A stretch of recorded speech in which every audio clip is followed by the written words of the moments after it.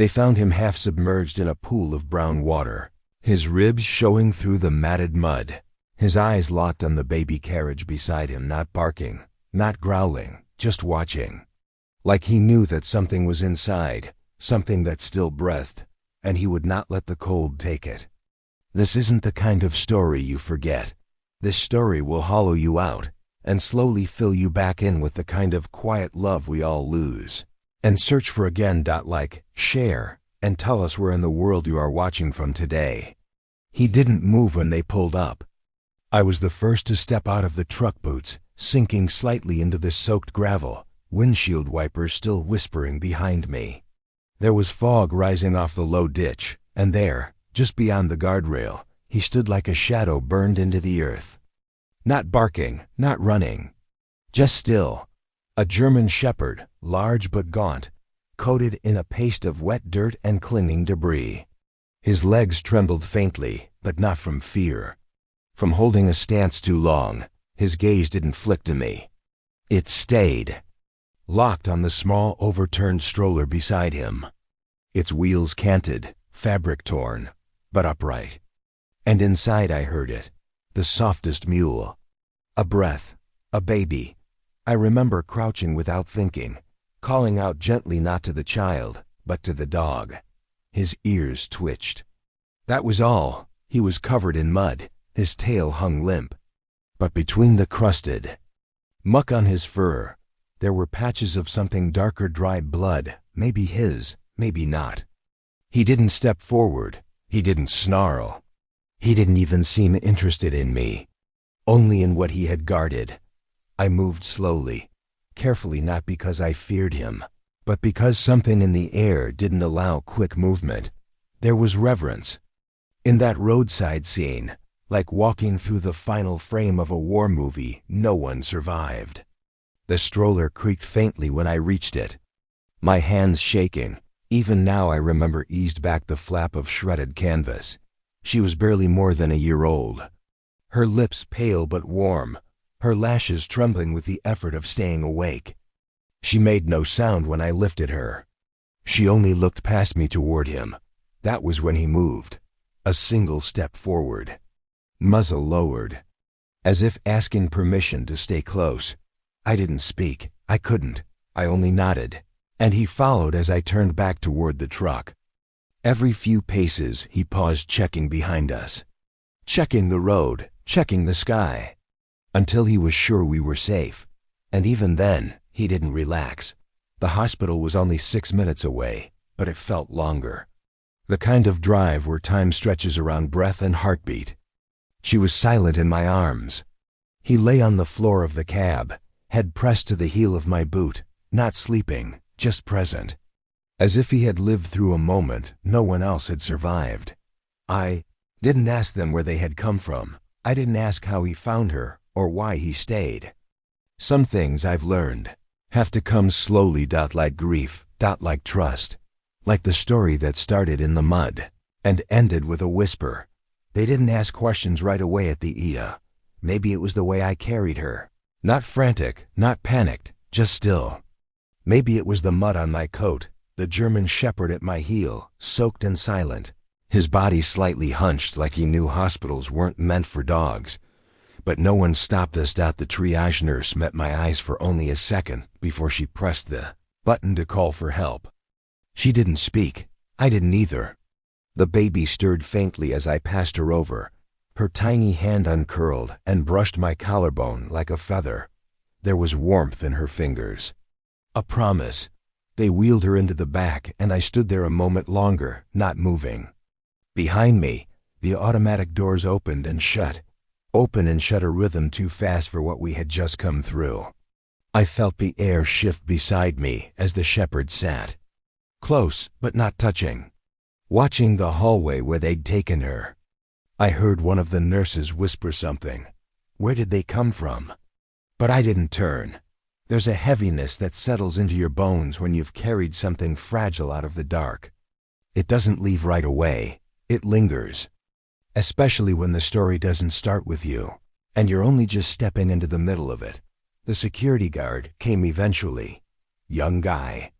Nervous but not unkind. "Sir, we're not supposed to have animals in here." I nodded. He waited. I kept my eyes on the corridor where they'd taken her.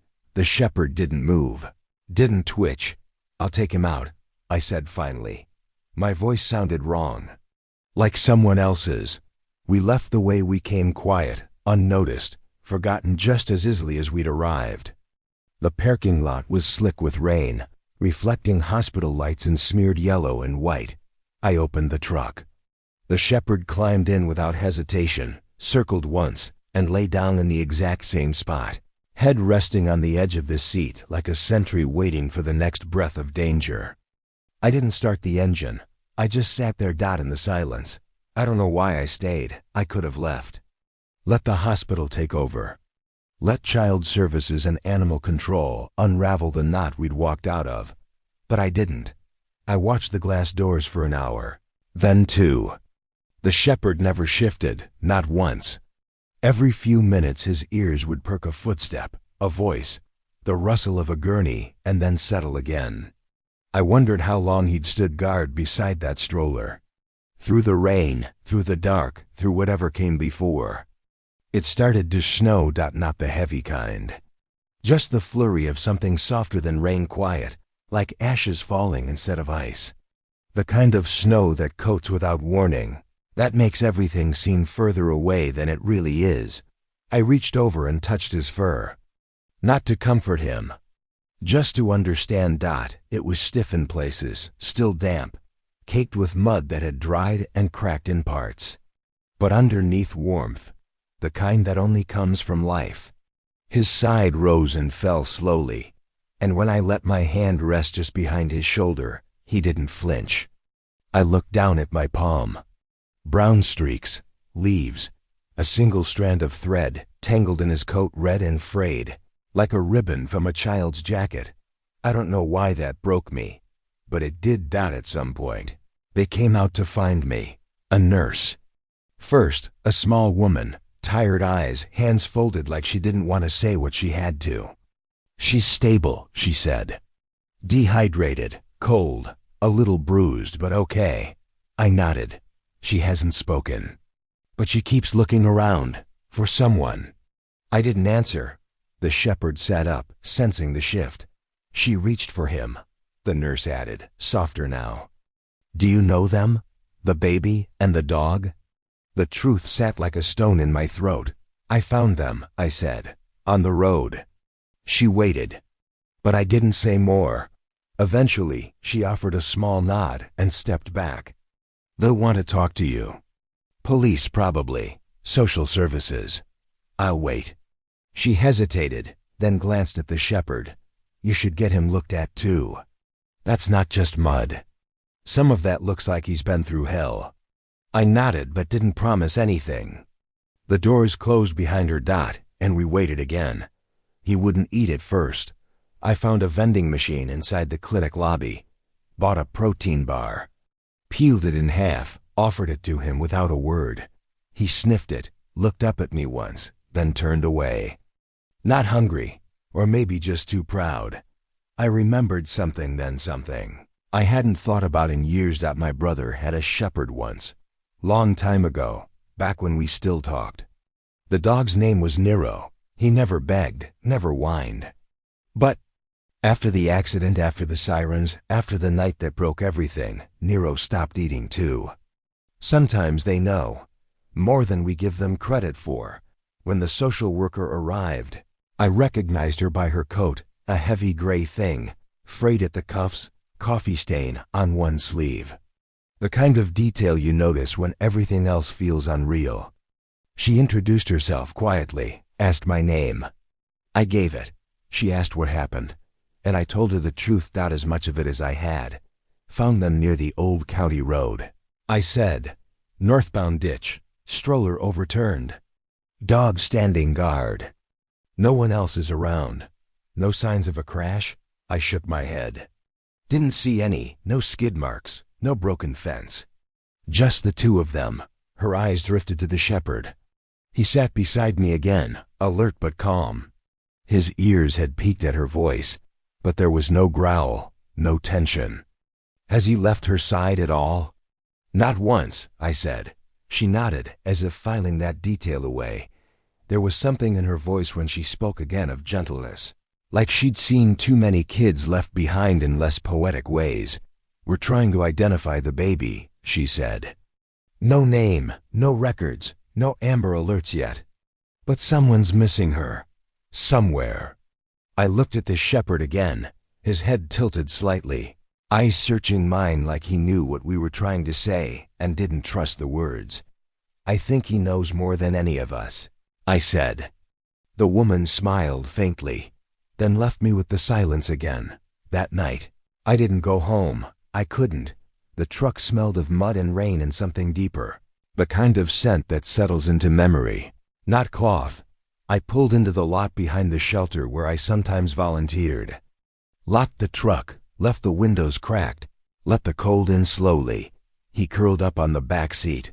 I stayed in the front. And for the first time in months, I slept. Not well, but I slept. And in my dreams, there was a sound I couldn't shake, the soft rustle of wheels in gravel, a baby's breath, and the steady beat of paws in the mud, never leaving her side. Morning came like a whisper, pale and slow, with no edges. The sun didn't rise so much as bleed into the sky, a dull silver light that spread across the windshield in fractured patterns. I hadn't turned the heat on during the night. The windows were fogged, breath traced across the glass like forgotten messages, soft and temporary. I shifted in the seat, feeling the dull ache of sleep taken in the wrong position. The shepherd was already awake. He hadn't moved from his place in the back, but his eyes were open, steady, watching me, not demanding, just there. I opened the door quietly, letting the cold air rush in to clear the rest of sleep from my lungs. My boots hit the gravel with a crunch that sounded too loud for this hour. He followed, his steps silent. We walked together around the side of the shelter, past the chain-link fence where the wind rattled through the slats like dry breath. The sky was streaked in gray-blue now, colorless and soft, like a half-remembered photograph. There was a narrow path down to the creek, not much more than a worn track between dead weeds. I used to take dogs down there in the early mornings, the ones too nervous to eat, too shaken to be caged. The shepherd didn't hesitate. When I turned toward it, he followed as if he'd known the way before I did. At the water's edge, he stood still again, like he had beside the stroller, not sniffing, not drinking, just watching the current slide past over flat stones and frost-touched roots. I knelt beside him, brushing some of the dried mud from his shoulder. The crust flaked away, revealing old wounds, not fresh, not deep, but long-healed in strange patterns. Scars, one over the rib cage, another just under the thick fur of his neck, half hidden by a tangle of fur that hadn't grown back properly. They weren't from fights. Not the kind dogs pick with each other. Anyway, these were human-shaped. I didn't say anything, not out loud, but something passed between us. Something not magical, not imagined, just understood. A shared silence. The kind only people and animals who've survived too much recognize in each other. The creek water moved past like time, quietly, relentlessly. He turned away first, started walking back before I did. I watched him for a moment. The way his steps were uneven but steady, there was strength in his gait, even with the limp, and purpose. He was going back to her. I followed. By the time we returned to the hospital, the sky had lifted a little, still overcast, but the kind of light that made windows glow. I parked in the same space and waited a minute before getting out. The shepherd was already at the door, tail still, head low, inside. They knew us now. The nurse behind the counter didn't ask questions, just nodded and pointed. "She's awake," she said softly. Quiet, but waiting. We walked the corridor slowly. The tile floor gleamed under our feet, each step echoing more than it should have. I expected someone to stop us. No one did. When we reached the room, the door was ajar. She was lying in a small crib, not the metal kind, but one of those portable ones they use for babies too young for beds. A stuffed bear sat beside her, untouched. She wasn't crying, just watching the ceiling like she was reading something only she could see. When the shepherd stepped in, her head turned instantly. No sound, no smile, just recognition. Her fingers twitched, reaching without rush or panic. He moved to her side and sat close, but not touching. She reached through the slats of the crib, and he leaned just enough for her fingers to graze his muzzle. That was all she needed. Her hands stilled, her eyes drifted shut again. She didn't fall asleep, not fully, just rested, the kind of rest that only comes when you know the one thing that matters most is still near. The doctor came in a few minutes later.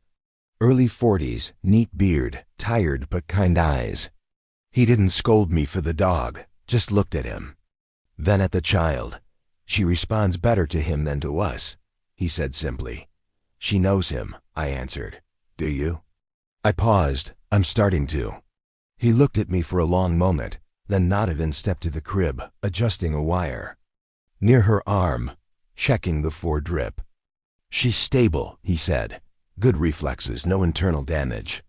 But she's not verbal. She's young. He hesitated. Maybe, or maybe she just isn't ready to speak. I looked at her again, small, fragile, but not broken. She doesn't need to yet, I said. The doctor gave a small smile. Some of us never do. Later, the social worker returned. This time she carried a folder. Still no ID, she said. No missing persons reports that match. No recent car accidents in that area. Nothing, I frowned. There had to be something. She didn't walk there herself. She shook her head. No tire tracks, no footprints, just your own. And his. That sat heavy in the room. He brought her there, I said, barely above a whisper. He led her, or carried her. The social worker met my gaze. Maybe, or maybe he found her. Like you found them both. I shook my head. It didn't feel like that. She nodded slowly. I believe you. Then her eyes drifted toward the shepherd. Would you consider fostering him? At least until we figure out more? I didn't answer right away. I looked at him. The way he didn't look back, not ignoring me, just trusting me to decide. I already have. I said. I took them both home that night, not because anyone asked me to, but because the idea of sleeping in a house without them felt wrong. My place isn't much. One bedroom, narrow hall, worn hardwood floors. The kind of house you don't show off.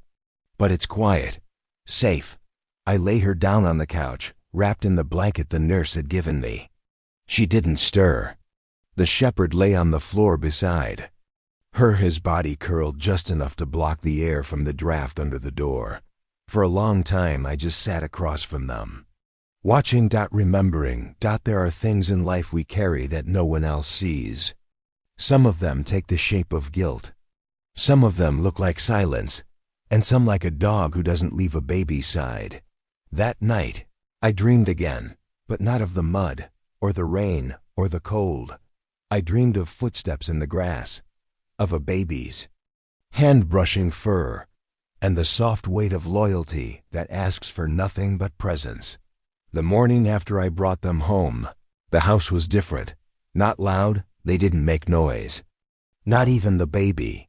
But the silence had changed its shape. It used to press against me in all directions, like standing underwater. Now it moved around us gentler, like something alive, holding its breath. I stood in the kitchen watching them as she still curled in the nest of blankets I'd built on the couch, and he still stretched across the floor just beneath her, chest rising and falling with slow, measured breath. There was a certain geometry to the way they slept. Like he'd traced her shape in his mind and matched his own body to protect every side of it. I didn't want to disturb them, so I moved slowly, stepping barefoot across the creaking boards. The coffee machine clicked softly as it warmed up a noise that used to echo too loudly in the mornings. Today it felt softer, like it respected the change in the house too. When I brought the mug to my lips, I caught my reflection in the window. Behind the sink, just a vague outline in the fogged glass, sleep-heavy eyes and unshaven jaw. A man still halfway between the life he'd left behind and the one that hadn't quite begun yet. And then I heard her, not crying, not calling. Just shifting. The shepherd raised his head instantly. His ears twitched. Then his eyes moved to me. She was awake. She didn't stand, but she sat up slowly, her arms still entangled in the blanket. Her face was unreadable, not scared, not sad, just watching. Her eyes met his first. He blinked once, then scooted closer. His nose gently touched her foot where it peeked out from under the edge of the cloth. She didn't flinch, just reached out with those tiny fingers and placed her hand flat against his head, right between the ears. They stayed like that. Still. Breathing together. It was the first time I saw her smile. Not a wide grin, just a subtle lift of the corners of her mouth. Enough to crease the edges of her cheeks. Enough to say I know you without needing words. I crouched beside them, careful not to break the moment. Hey, I said quietly. She didn't look at me right away, but after a second, she did.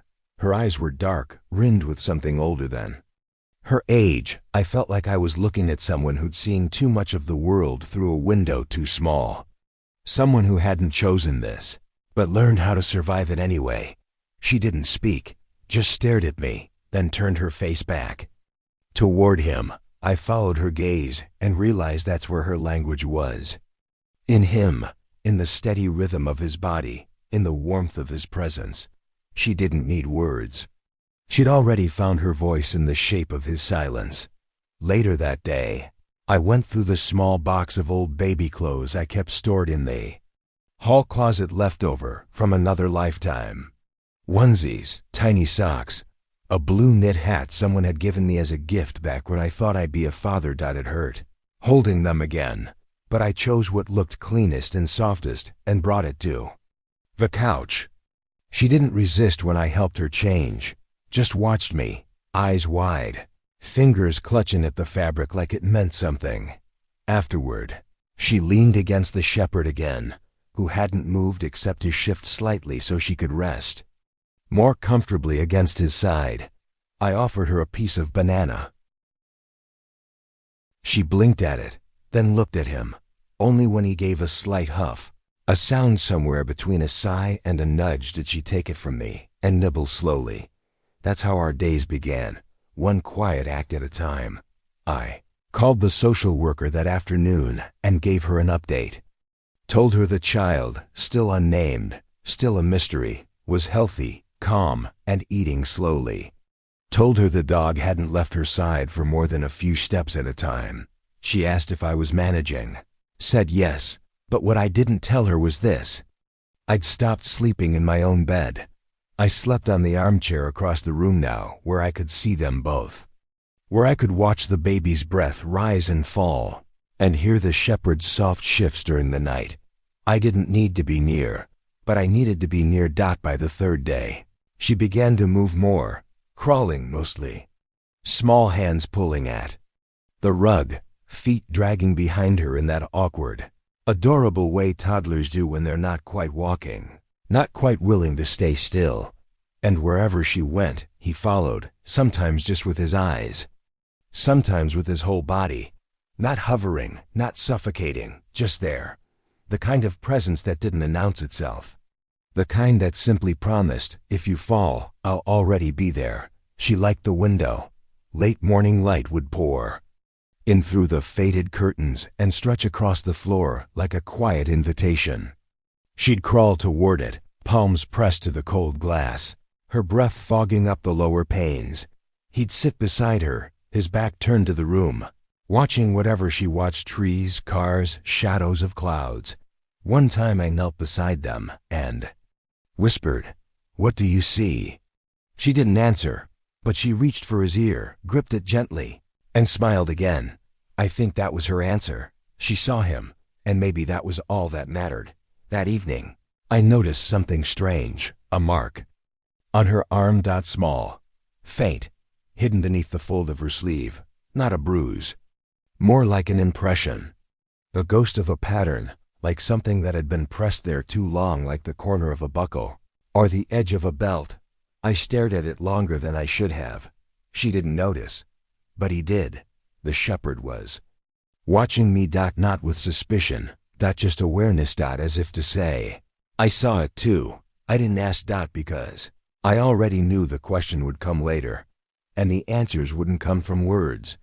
I gave her a bath that night with warm water, soft cloth, and the faint scent of lavender soap left over from an old gift set. She didn't cry, just sat in the water quietly, her eyes drifting closed now and then, like it reminded her of something maybe before, maybe something better. I was careful with her skin, careful with her hair, careful not to wash away more than she was ready to. Let go of. The shepherd lay just outside the door the entire time, not pacing, not anxious, just there. When I lifted her out, wrapped her in the towel, I looked down at him. I don't know where you came from, I whispered, but she's not afraid anymore. Because of you. He blinked once, then turned his head back toward the hallway, and I knew he'd heard me. That night, she fell asleep with her hand resting on his ribs, her fingers curled into the soft fur just below the old scar, and he didn't move, not once. I stayed awake longer than I should have, watching the two of them, and I realized something then, something so simple, it made my chest ache. They had saved each other. Before I found them on the road, they had already found each other in the dark, and all I had done was bear witness. By the fifth morning, the weight of the silence had begun to change, not grow louder, just deeper. There was more inside it now, more breath, more memory, more of that invisible tether that formed between the three of us. It was no longer just me filling the space of an empty house. It was us, together, breathing in a rhythm that felt almost too natural to have been born just 5 days ago. I found myself moving slower, speaking softer, not because they needed me to, but because something sacred had taken root in that stillness. And I didn't want to disturb it. The girl I had started calling her little one in my mind, never aloud, had begun exploring farther across the room. Never far, never beyond the couch, but enough to notice what caught her attention. She was drawn to textures, wool, wood grain, paper, edges, and the light. She'd watch how it fell through the curtains at different hours, her hand reaching to touch the soft lines it carved across the floor. Sometimes, when the sun shifted just right, she'd sit perfectly still, like she believed she could catch the warmth and hold it. The shepherd was always nearby. If she crawled toward the hallway, he stood. If she paused too long near the bookshelf, he'd step closer, gently guide her back toward the open spaces with the nudge of a nose or a silent positioning of his body. He didn't bark. He didn't command. He guided the way a shadow follows light. I'd never seen anything like it. Not with trained dogs. Not even with service animals. This wasn't training. It was loyalty and grief. That afternoon, I opened the hall closet again, not for clothes, but for something older. A cardboard box near the bottom, heavy with things I hadn't touched in years. Photographs. Old baby blankets. A tiny rattle with a faded yellow star. I sat on the floor and pulled the contents out slowly, unsure of what I was looking for. Maybe a connection. Maybe something I'd buried too deep. The shepherd came to sit beside me, his eyes scanning the open box. He sniffed once. Paused. Then reached his nose into the pile and pulled something free. A small pink canvas shoe. The edges were worn. The sole flared slightly where a child's step had worn it down. Didn't know I still had it. I must have kept it without realizing. He placed it on the floor between us and looked at me. Not expectandal. Why? Just a present. I didn't pick it up. I just stared. It belonged to my daughter, the one I lost. She wasn't much older than the little one when the sickness came. Fast, unforgiving, a silent thing that hollowed her out day by day until there was nothing left of the girl who used to laugh in the garden, who'd leave fingerprints on the glass door and pretend to be invisible. Her name had been Elise. I hadn't spoken it out loud in years. Her mother had left not long after, not in anger, not in blame, just the kind of departure, born of grief so sharp. It couldn't fit into the same room as someone else. The house had been silent ever since until now. The shepherd didn't move when I finally spoke. She looked like her. I whispered, same size, same way she watched the light. His eyes never left mine. I reached for the shoe, hold it in both hands.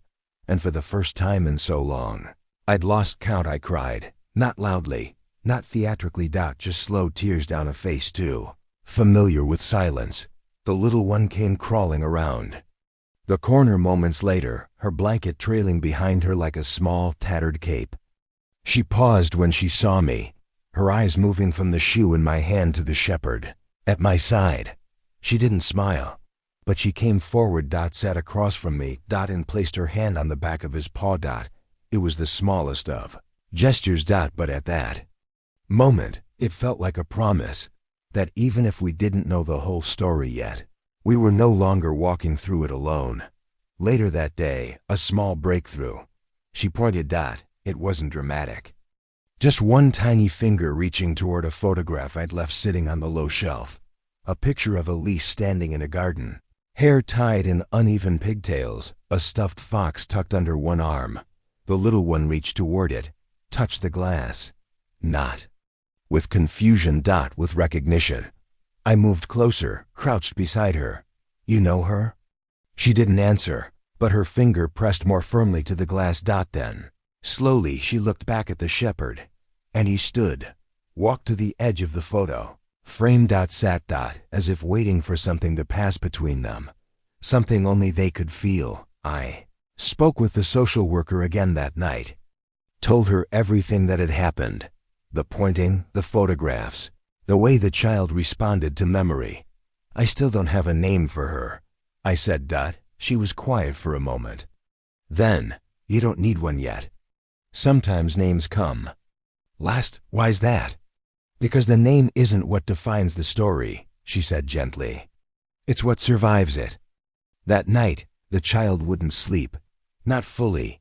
She lay between restless stretches of stillness, her eyes flicking open and shut, her chest rising too quickly, as though her dreams had started to tremble. I moved her to my lap and rocked her, slowly, humming a tune I couldn't remember the words to anymore. One I'd sung to Elise, one that only existed now in the echo of its melody. The shepherd stood beside us the whole time. Eventually, the child's breathing slowed. Her fingers curled around my shirt. Her head nestled into the crook of my arm. On the other hand, the one not touching me reached out blindly until it found him. She didn't open her eyes. Just pressed her palm flat against his shoulder, and only then did she finally let go. I didn't sleep that night. I just sat there, holding a child I didn't yet know, beside a dog I still couldn't name. Surrounded by echoes of a life I'd nearly forgotten how to feel. But it wasn't grief this time. It was something quieter, something like the beginning. The sixth morning began with a sound I hadn't heard in years. Not a cry, not a bark, not even footsteps. It was laughter. Soft, breathless, the kind of sound a child makes when something surprises them in the right way is something safe. Something silly. It floated down the hallway like light through water. And when I reached the edge of the living room, I found her, on her knees beside the shepherd, giggling quietly as he nosed a piece of crumpled paper across the floor. It wasn't a toy, just a ball of junk mail I must have dropped the day before, but the way she chased it, pushing it back to him, then waiting for him to flick it again, it might as well have been magic. He didn't wag his tail, he didn't pant or play rough, he just pushed the paper. One slow nudge at a time, his eyes never leaving hers. And every time she reached for it, she looked at him like she was asking permission, as if the rules of the game were known only to the two of them, and he was her quiet instructor.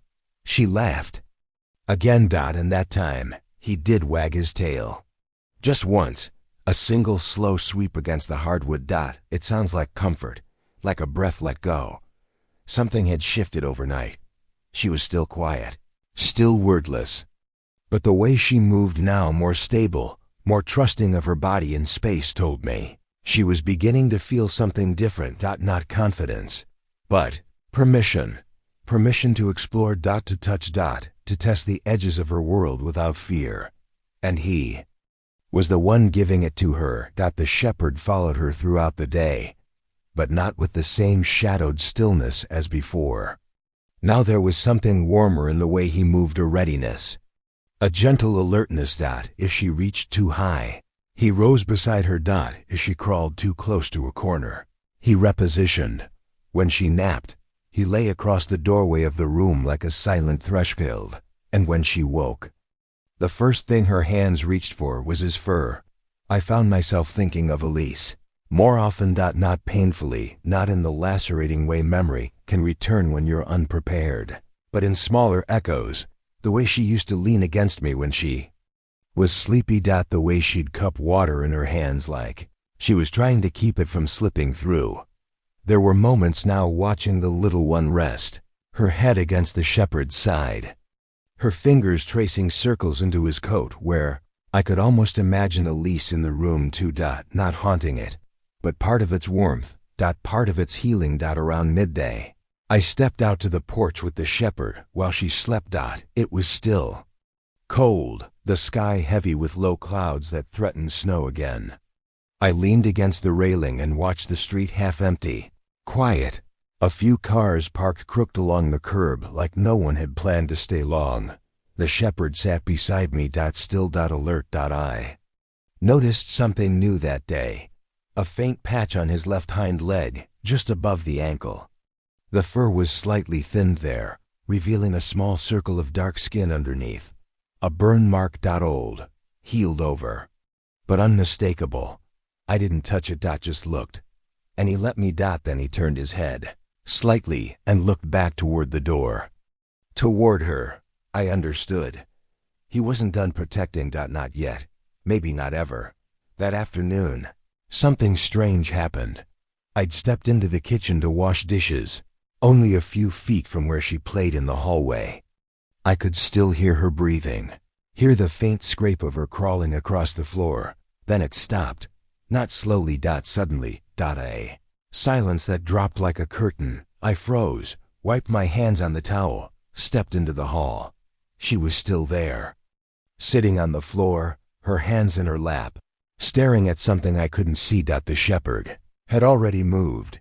He stood between her and the front door. His body tense, head lowered. Not growling, not moving, just waiting. I followed his gaze and saw it. Shape on the other side of the frosted glass. Too tall for a child, too still to be friendly. Someone standing at the door. No knock. No ring. Just standing there. Watching. I stepped forward slowly and reached for the knob. The shepherd moved with me, pressing his shoulder against my leg like a weight, not stopping me, but grounding me. When I opened the door, there was no one there. Just air. Just cold. Just a single wet footprint on the top step, melting into the grain of the wood. I looked down the street. No movement. No car. No figure walking away. Nothing. Just the same silence. But she was still staring. The little one hadn't moved. Her fingers had tightened around the hem of her sleeve, tugging it upward as if to check for something. I walked to her, crouched low. She looked at me then, and I swear I saw it in her eyes. She remembered. Not a face, not a name, just the feeling of being watched. Of being found. The shepherd turned back toward her, nuzzled her hand gently. She grabbed his fur and held on tight. I carried her into the back room and didn't leave her side for the rest of the day. That night, after she'd finally fallen asleep, I opened the drawer in the hallway inside. An old journal. Not a diary. Not anymore. Just pages I used to write in when I couldn't speak out loud, back when grief had sealed my mouth and opened my hands. I opened to a blank page and wrote, "There is something she's afraid to remember." And he remembers it for her. They survived something together. Something that followed them. Something that hasn't finished letting go. I paused. Then added, But neither have I. And maybe that's why we found each other. When I returned to the living room, the shepherd was already in position, curled at the foot of the couch, her tiny hand still resting on his side. I looked at the door, locked, bolted, still. I felt the wind pressing softly against the seams. The world out there hadn't forgotten her yet, but neither had he, and now neither would I. The snow had melted by the seventh morning, not completely, just enough to reveal the outlines of things that had been hidden. Twigs, tire tracks, the dark brown veins of old leaves preserved beneath ice. The sidewalk looked streaked and uneven, patched in white and gray. The kind of ground that softens just enough to tempt you to step into it. We hadn't left the house in 3 days, not because we were trapped, because we weren't ready, but something had shifted in her. And in him, she was standing now, not often, and not for long.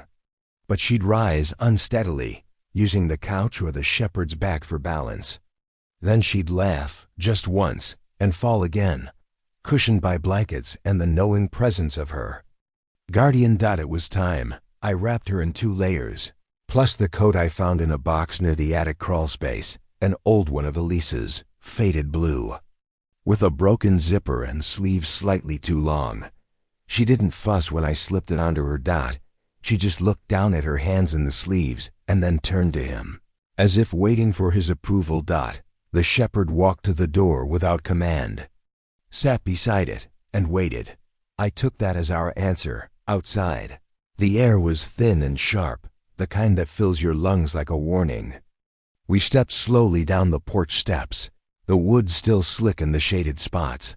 I carried her at first, but she squirmed gently, not fussing, just asking to be let down. I knelt and set her on her feet, and he was already there, pressing his side to hers like a railing made of breath and fur and instinct. She steadied, one hand on him, one hand stretched out toward the sky. Snowflakes still drifted here and there, light, uncommitted, dissolving before they landed. She tried to catch them. He just watched. We walked the edge of the block, not far, not fast. Every 10 or 12 feet, she'd pause, kneel, inspect something. The crack in the curb, a soggy leaf, a patch of grass flattened by a car tire. The shepherd stopped each time she did that. No leash, no words, no hesitation. His focus wasn't just on her. It was with her, like his world existed entirely within the radius of her reach. It reminded me of something a hospice nurse once told me, back when Elise was fading. The dying don't stop seeing beauty. They just shrink the world down to where it can be held. I didn't know then that the same could be said for those who had survived. We made it to the park by accident. I hadn't meant to go that far, but she saw the open space and leaned forward, not running, not crying, just reaching, and so I followed. It was mostly empty. One mother with a stroller across the field, a man walking a terrier on the far trail, wind in the trees that sounded like breathing through paper. She stepped onto the grass and looked down at her boots. The shepherd followed. When she dropped to her knees to touch the earth, he lowered himself beside her, not standing guard this time, but joining her in the discovery. The 2 of them crouched in the middle of a winter field, heads bent together over a patch of frozen clover. It was the quietest kind of joy I'd ever seen, and something about it, that stillness, pulled something open in me. There was a bench nearby. I sat and watched, letting the cold settle into my shoulders, letting the wind comb through the weight I'd carried for years. I watched her scoop up a tiny stone and offer it to him. He sniffed it, then touched it with his nose. She laughed, then dropped it again and chose another. They did this for nearly 10 minutes. And then something changed. A flicker. She stood up suddenly and took 3 uneven steps toward the edge of the clearing. Not far, maybe 5 feet, but far enough that her hand left his fur. He rose instantly, and I did too.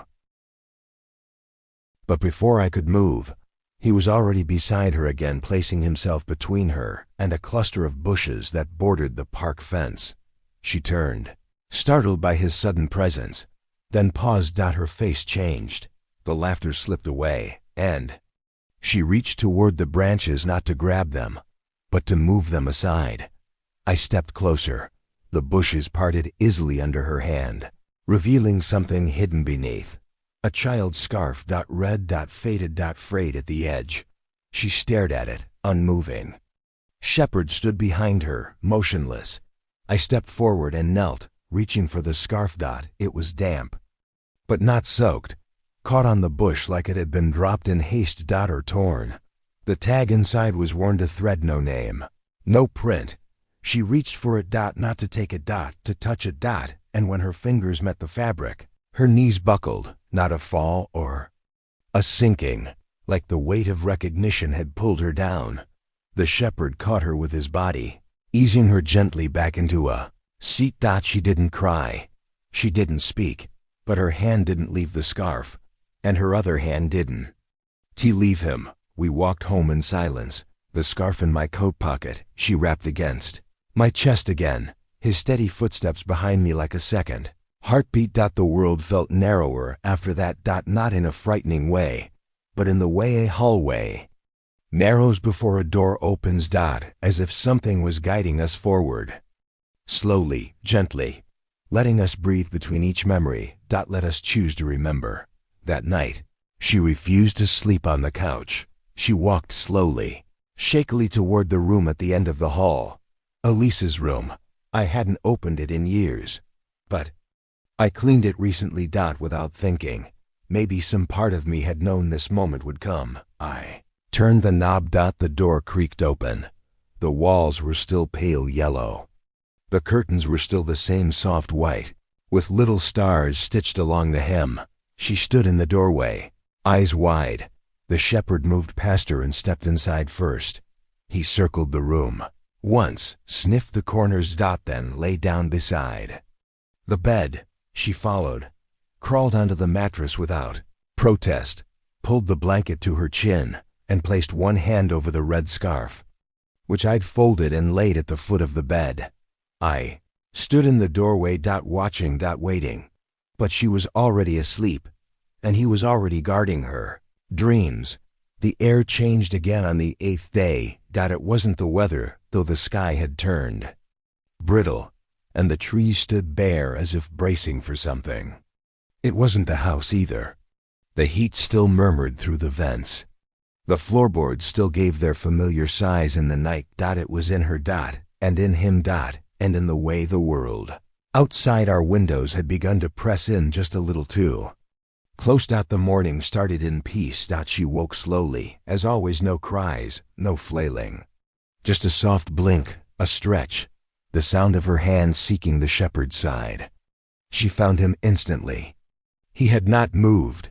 I stood in the hallway watching them, the door to Elise's old room half open, a ribbon of soft gold from the rising sun catching dust in the air like ash. In slow motion, she turned her head and looked at me. Something had settled into her eyes overnight.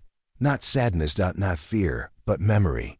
She didn't speak yet, but she reached toward me, with one arm. And in her other hand the scarf, tightly clenched, as if it had anchored her through dreams I'd never know. After breakfast, we didn't go outside. She didn't ask. And he stayed by the door. He sat there for nearly half an hour. Unmoving. Ears alert. As if something were waiting just beyond the edge of sound. I stood beside him once and stared through the peephole. Nothing but the empty street. The mailbox swayed slightly in the wind, but when I looked back at him, his body was tense. Not in fear. In readiness. I sat down beside him. You remember more than I do, I said quietly. His eyes stayed forward. Focused.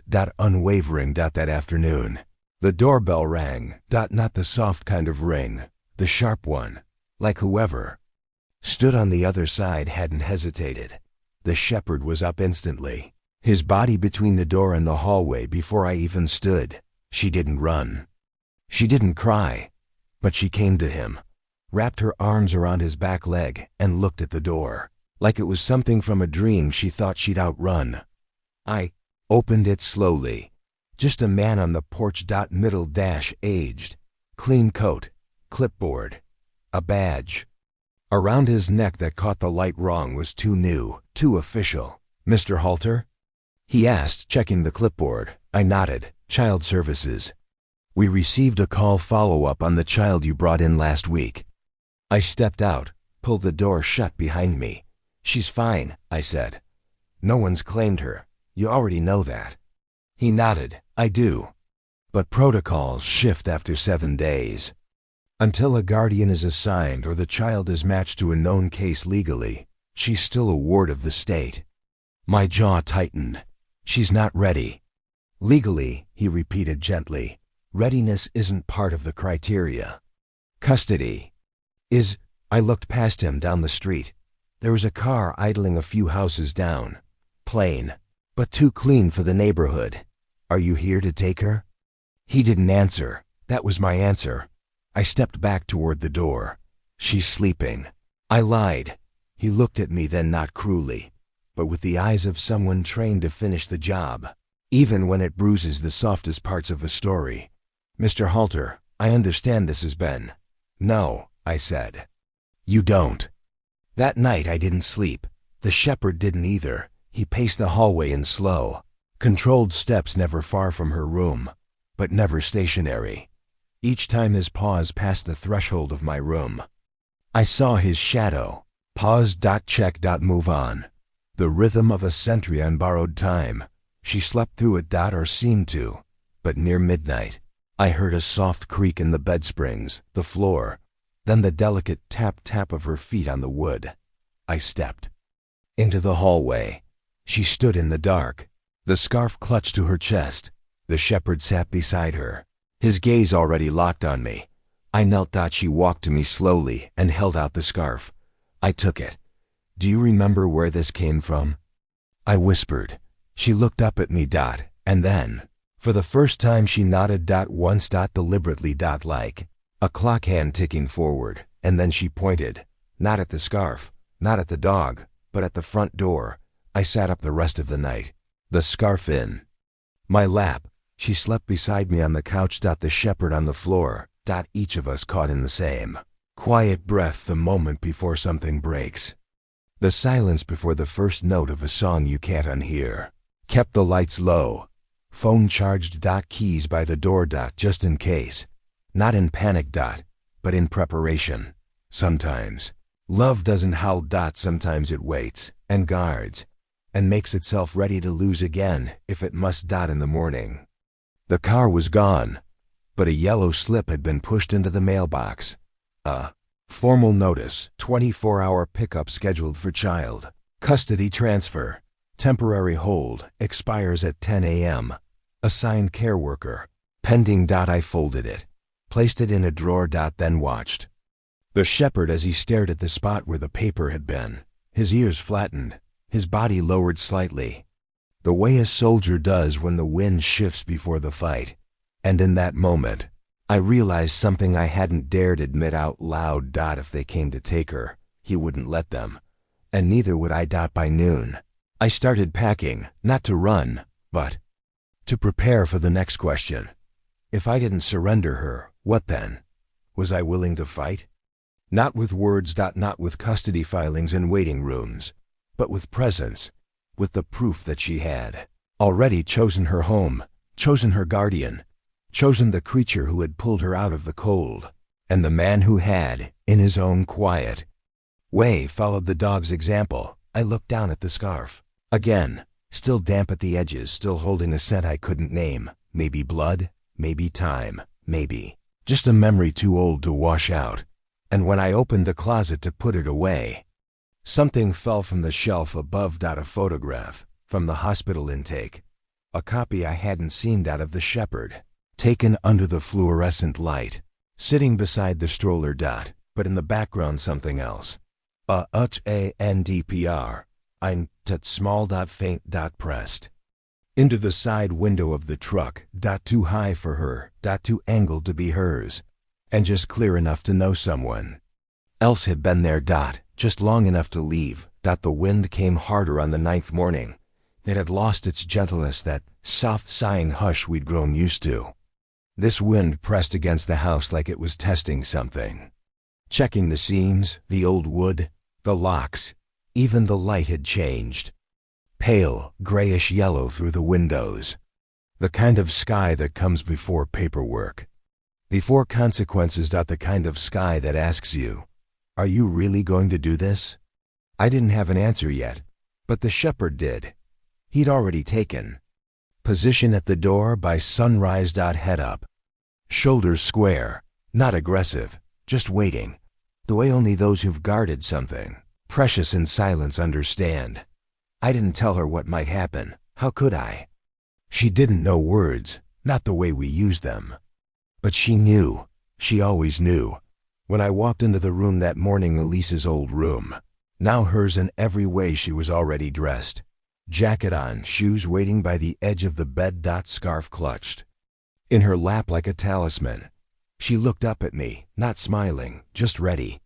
And I felt the ache again. That quiet, terrible weight that builds in your chest when a child teaches you something about courage you didn't want to learn from them. She walked to me,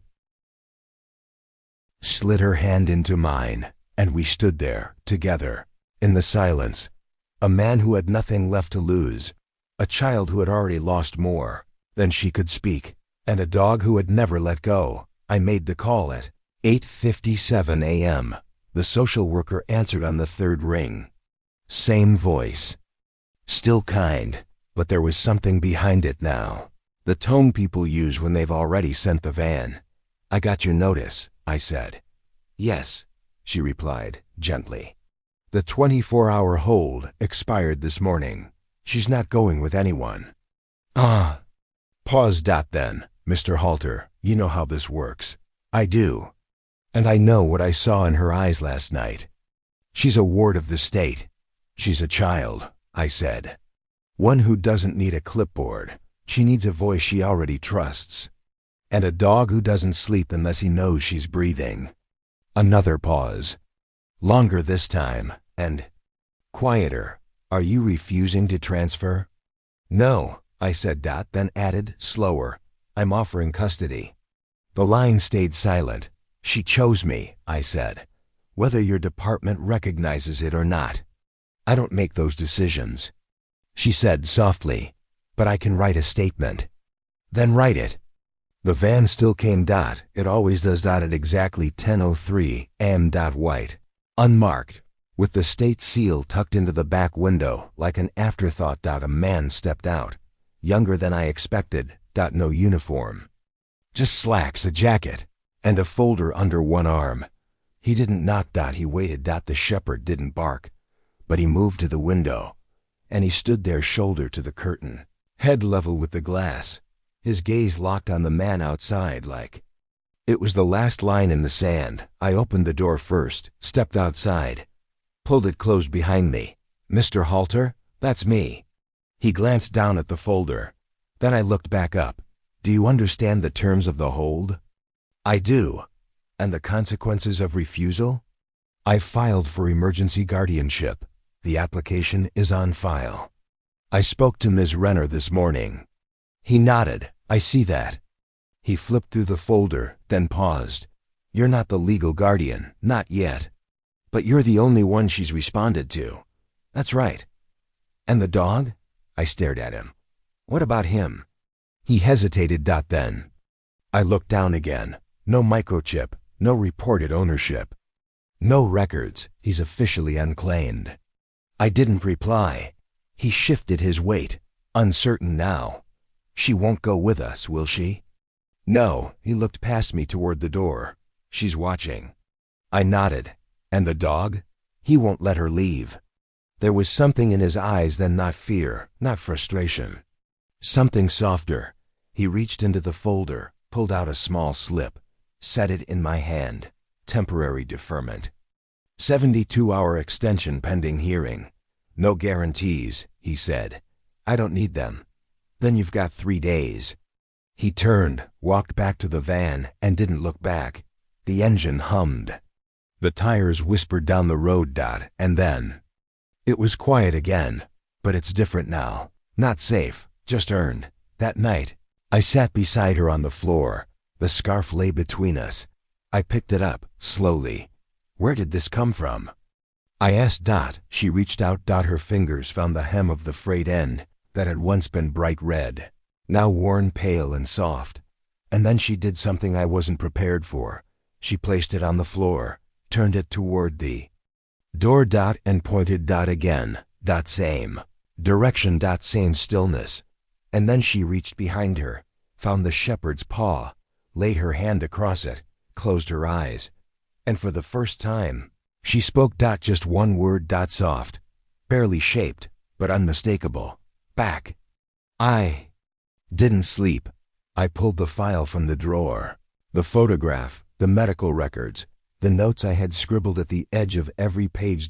No missing persons. No open case. No claim. But that wasn't the truth.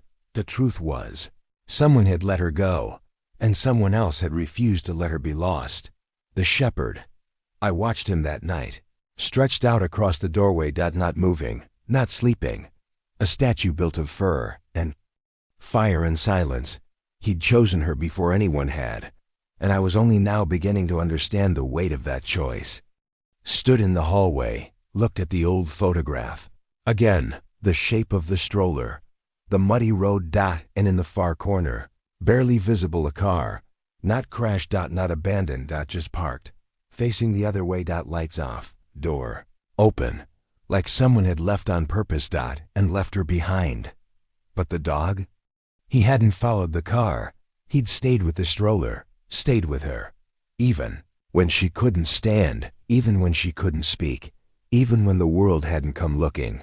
He had. In 3 days, the hearing would come. Papers would be filed. Voices would be heard, but none of them would know the truth the way he did.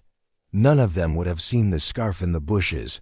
None of them would have stood in the rain beside a broken stroller and made a choice. To stay. To protect. To guard what the world tried to forget. I looked at him. Then at her, and I whispered, "We're not giving her back."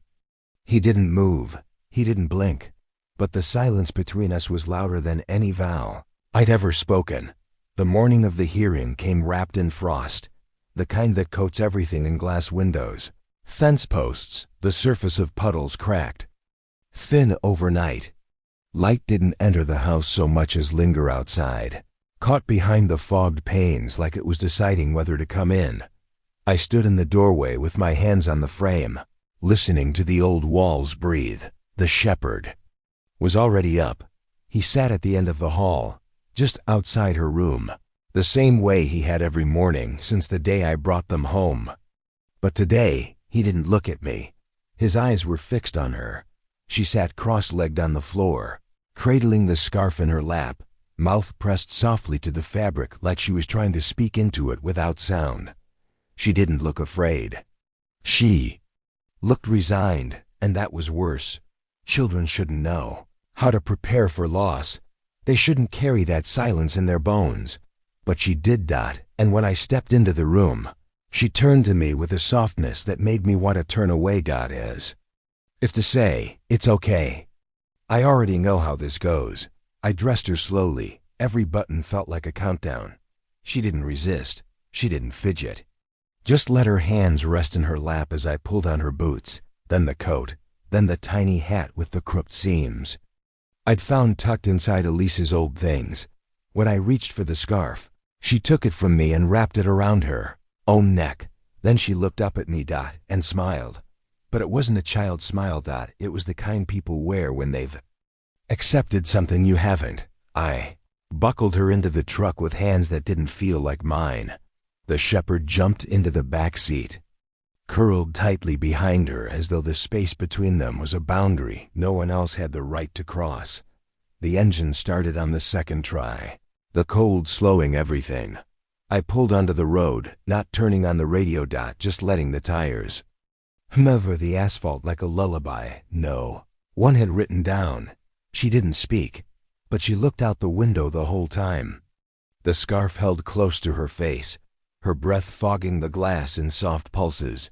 The shepherd pressed his head gently into the crook of the seat. Beside her, she placed her hand on his muzzle and didn't let go.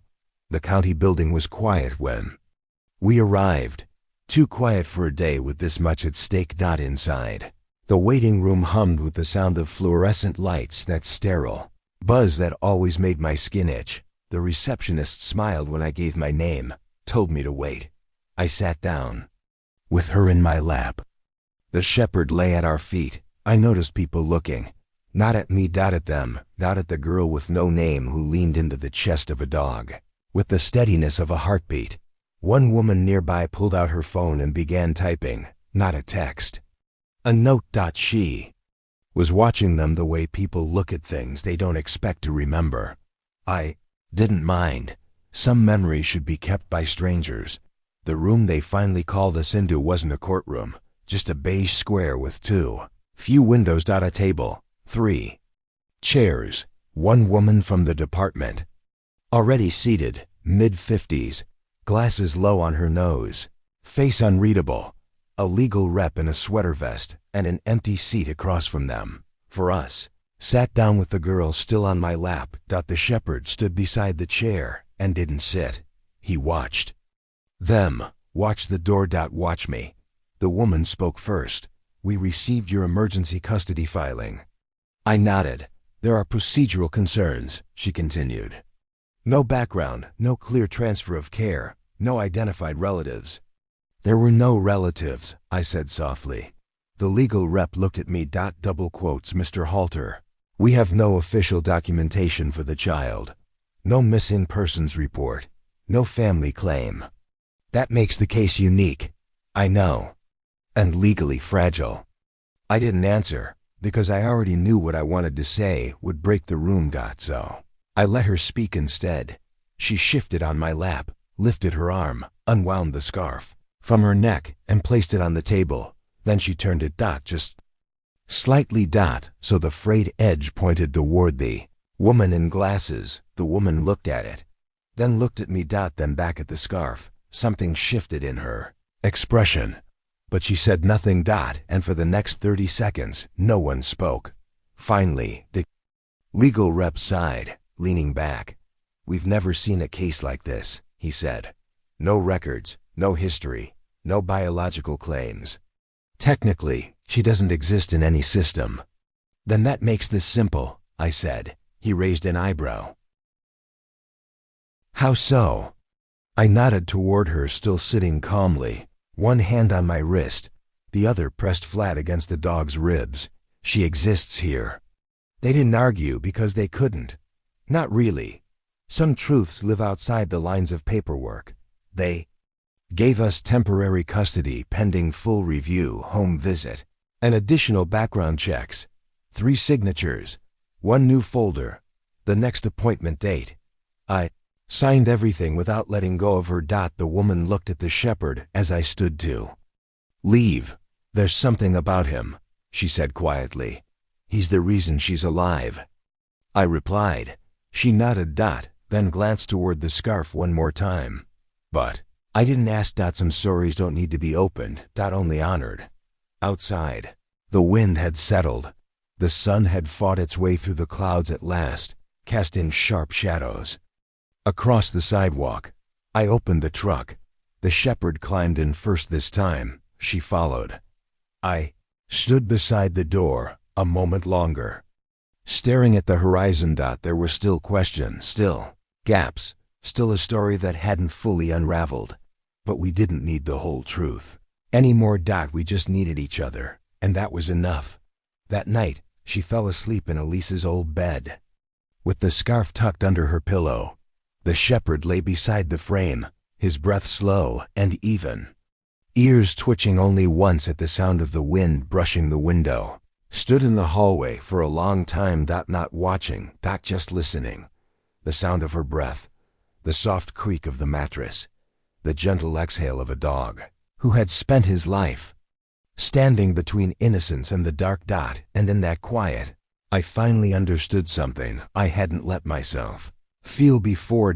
It wasn't just about saving her. It was about being saved. All 3 of us. In our own way. We had been found. Not by chance, but by choice.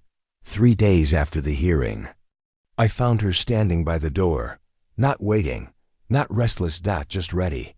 Her hand was on the knob, not turning it, just resting there, fingers curled in that way children have when they're memorizing the feel of something. She looked at the wood, like it held a question she'd already learned the answer to. The shepherd stood behind her, silent and still. As always, I didn't speak when I came up behind them. Just watched her from the soft morning light of the hallway. She didn't flinch, didn't turn. She just let her hand stay there a little longer, and then pulled it back. The choice had been hers. To open it or not, and she'd made it. Not yet. Not today. We went for a walk that morning, the first in nearly a week. The air had warmed, just enough for the wind to lose its bite. Patches of dead grass were surfacing again beneath the snow, the ground smelling faintly of wet earth and old leaves. She held my hand. Her other rested gently on the shepherd's back as we walked, the three of us moving down the sidewalk like a slow procession no one else could understand. She'd begun walking more often now, longer distances, fewer stumbles. But she never went far from him. When she stepped too far ahead, he caught up. When she slowed, he waited. When she tripped, which still happened sometimes, he stepped forward, and she reached for him instead of the ground. That's how I knew she'd healed in ways I couldn't measure. She fell without fear now, because she knew what would catch her. At the park, we sat on the same bench from before. The one where she and the shepherd had first played with the stones. She didn't play today. She just watched the swings sway in the breeze, watched a crow tilt its head toward her from a distant branch, watched the wind move the tall grass near the fence. Lime-like fingers through hair. She was still watching when I spoke. Do you remember where you were going? Her eyes didn't leave the grass, but her body tensed just a little. I waited. Then she turned. And for the first time, she climbed into my lap without invitation. She curled into me, as if the question had made her smaller again. The scarf peeked out from her coat. She held it with one hand. And with the other, she reached down toward the shepherd, brushing his fur softly with her fingers. I don't need to know all of it, I whispered. Just that you're safe now. She didn't speak, she didn't nod, but her hand tightened on the scarf, and she pulled it close to her face, pressing her cheek against the folds, like they still held warmth from something she used to love. Maybe it did. Maybe they did. Later that afternoon, the mail arrived. An envelope, heavier than usual, stamped with the state seal. Inside, a letter. Permanent guardianship pending final. Review. Provisional custody approved. No fanfare. No apology. Just a few lines of text confirming what we already knew in our bones. She was staying, not as a visitor. Not as a case, but as ours. I read the letter twice, then set it on the counter. The shepherd came into the room, slow and deliberate, as if he already sensed what it said. I crouched beside him, ran my hand over the scar near his ribs, the one no one had ever explained, the one that told me more than any document could. You did it, I whispered. He didn't move, didn't blink, but his chest rose and fell with a deep, quiet sigh. And I swear just for a second his body softened, like he'd finally let himself believe it was over. That night, she brought me a photo, not one of mine, not from the drawer. From her pocket. Folded, faded. Edges worn soft like cloth. She handed it to me without ceremony, without explanation. I unfolded it slowly. A woman, mid-30s, holding a child too small to walk, smiling but tired. The kind of tiredness that stays in the corners of your eyes no matter how much you sleep. There was no name on the back. No date. Just the image. She pointed at the woman. Then at herself. Then lowered her hand. Not with sadness, but with understanding. She knew, and now I did too. I held the photo to my chest. She reached for it again, and I handed it back. She folded it carefully, put it on the table, beside the scarf, then turned away and climbed onto the couch. curling against the shepherd the way you'd settle into a thought you no longer feared. I called the social worker the next morning. Told her everything. The photograph, the scarf, the name she hadn't spoken, but had shown me through gestures and pieces. I think she remembers everything, I said. She just doesn't need to speak it out loud. The line was quiet for a long time. Then softly, sometimes the safest thing is silence. She's not afraid anymore, I said. And the dog? He's never been afraid. She exhaled the kind of exhale that carries weight. Some bonds don't need our permission, she said. I looked across the room where the girl slept, in a patch of sunlight, and the shepherd kept watch like he always had. No, I said. They don't. That evening, I did something I hadn't done in years. I lit a candle on the porch, for a leash. Not as a memorial. As a thank you. Because somehow, I'd been given a second chance, and I knew, in the deepest, quietest part of me, that this new beginning hadn't come from nowhere. It had come from grief, from loss, from the space her absence had carved, the one I'd finally filled not with answers, but with presence. With love, and with a dog who'd carried a child out of silence and into the light. We didn't go back to the place where I found them. Maybe. We never will. The road is still there. The mud has dried. The stroller's gone. But I imagine him standing there, every time I close my eyes, covered in dirt. Still as stone. Waiting beside the child, unwilling to leave her side. Not for fear, but for love. Because sometimes, the ones who save us are the ones no one saw coming. And sometimes, the deepest kind of protection doesn't come from barking or breaking. It comes from staying. And waiting, and never walking away. The last snow came quietly, not in a storm, not with ice or thunder, just a soft hush that fell through the dusk and settled over the porch rail like a white shawl drawn gently across the shoulders of the house. I stood by the window as it happened, mug cooling in my hands, watching the flakes drift down like they had nowhere urgent to land. Inside, the world had stalled. No cries. No movement. Only breath. The kind of silence that doesn't come from emptiness, but from enough.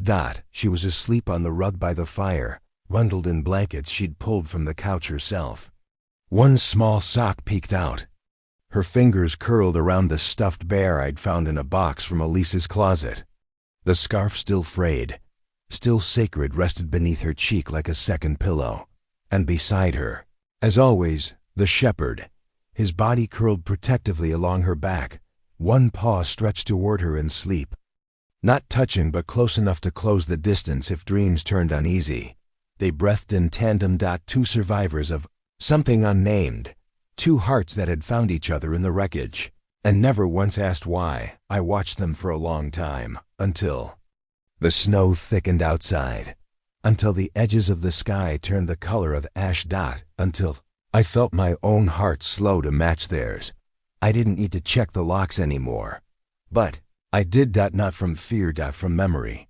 Some habits aren't born of doubt. They're born of love. Because now I had something to protect. Again. Not just her. Not just him. But this house, this rhythm, this gentle miracle of three broken things that had begun to grow back together. She'd started humming lately, not a song.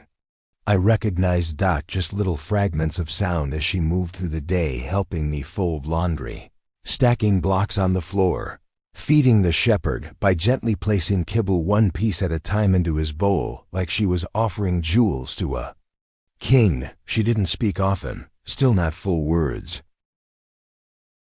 But she didn't need to. She looked, she reached. She chose where to place her trust. And when she did, it was enough. One morning, she placed her hand on my chest, looked me straight in the eye, and said softly, "Home." Nothing else. Just that. And then she went back to her drawing. Didn't stop her. Didn't ask for more, because there was nothing more I needed to hear. The shepherd had changed too. Not drastically. He still woke up first. Still patrolled the hallway in his slow, steady way. Still refused to eat unless she'd had her first bite. But there was a softness in his steps now. A quiet restfulness in the way he lowered himself beside her when she napped. No longer tense, no longer alert, just there, not guarding, not defending, just sharing the space. And at night, when she reached for him in her sleep, he didn't lift his head anymore, because he already knew she was safe. And that was enough. The judge's letter came 2 weeks after the hearing. A single sheet, signed and stamped. Custody. Granted. Permanent. I held the paper in my hand for a long time, then placed it in the drawer with the others, the photograph, the medical forms, the copy of her intake paperwork from the hospital. But I didn't show it to her, because she already knew, and so did he. Their bond didn't need validation from ink. It had already been carved in bone. I took her to Elise's grave the next Sunday. I hadn't gone in years, but something told me it was time. The snow had melted in the city by then, leaving behind wet sidewalks and patches of grass too green for the season. She held my hand tightly the entire drive, her other hand resting lightly on the shepherd's ear in the backseat. At the cemetery, I lifted her out and carried her to the headstone. She didn't cry, didn't ask questions, just knelt beside me in the cold and placed the scarf on the ground in front of the stone carefully, reverently. Like she understood exactly what this place meant. She leaned into my side. I wrapped my arm around her. And together, we said nothing, because nothing was the right thing to say. That night, back home, she curled beneath the blanket on the couch with a book in her lap upside down, barely flipped through. The shepherd rested beside her, chin on her foot, eyes flickering closed as the fire dimmed. I sat in the chair nearby, watching them, and I thought about the road where I first saw him, how he stood like a monument in the rain. How he didn't move until I had touched the stroller. How he knew, not just that she needed help, but that I did, too. We had both been called to her that day, and she in her silence, in her stillness, had called back, without words, without sound, only presence.